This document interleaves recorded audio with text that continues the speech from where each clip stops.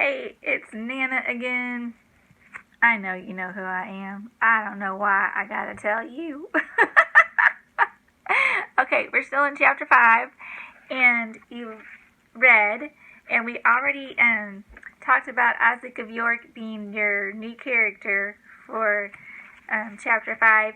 He's important. I didn't say that before, but he becomes very important, even though he's despised. So don't lose sight of Isaac of York, the Jew.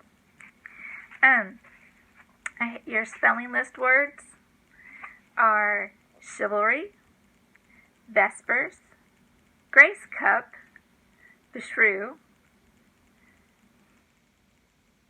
retinue, gods, and repose. All of those are also, plus 2 more, are your vocabulary words. In your spelling, I've just left it how it is. Just fill in the missing blanks. And then, so you have 3 lessons for spelling. Just fill in those missing blanks like you've done before. I wanted to talk about chivalry for a moment. Let's get over here to your vocabulary list. And I have chivalry as number 1. Noble qualities a knight was supposed to have, such as courage, honor, and a readiness to help the weak and protect women. As you go through and you go through the chapters and you're studying them, you're listening to them, you're reading them,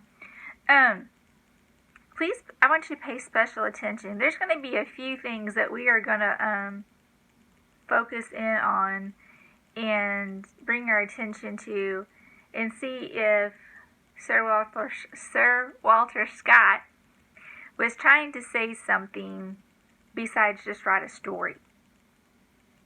Often authors are. And now you know the monk is supposed to be a man of God. And so is the Knight Templar. They're both monks. One is a militant, like a military monk, and the other one's a monk. Both who are men of importance, men of rank within their own organizations, and yet I want you to observe how they treat women. And you tell me if they're protecting. Let's just go right ahead and jump on in here at chapter 5. And the way, the attitude towards Rowena, Lady Rowena, that the Knight Templar has, do you think that that's chivalrous?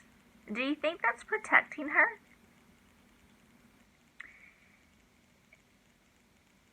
Good question, huh? I'd like to hear your answer. I want you to think about it. Yeah, just those are some things that you need to be thinking on, are those kinds of things. And who is this Palmer guy? Have any ideas? I know, but it's because I read ahead.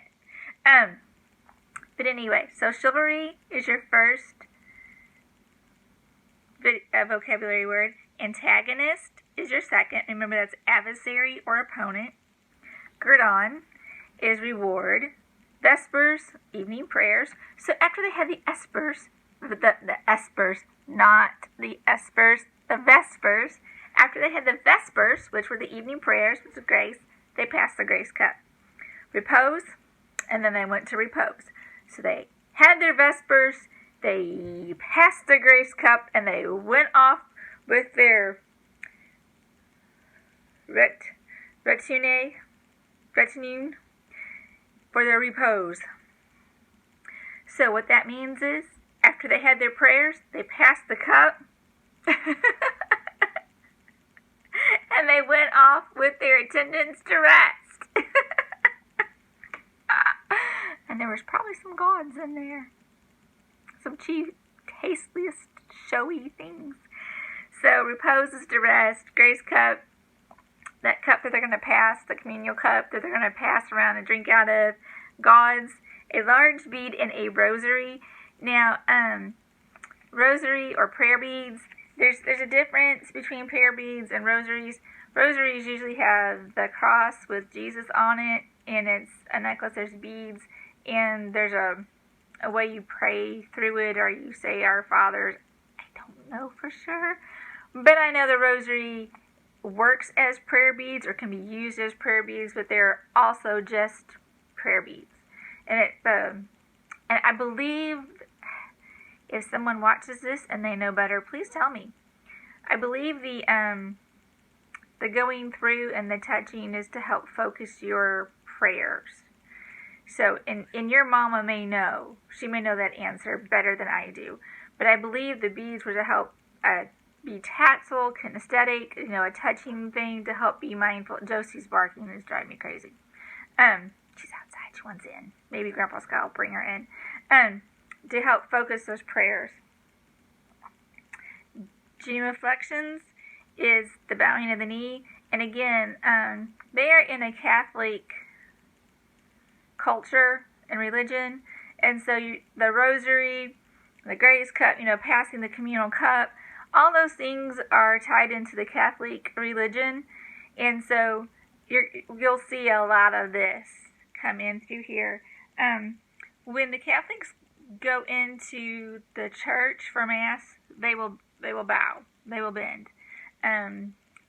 towards the front of the church where the altar is, where the relics are cut, where there's probably a statue of Mary and of Jesus, and they'll bend their knee, and it's a genuine inflection. That's in worship or reverence, or it's supposed to be to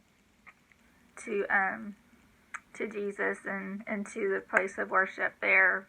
It's reverencing and showing reverence and worship towards God.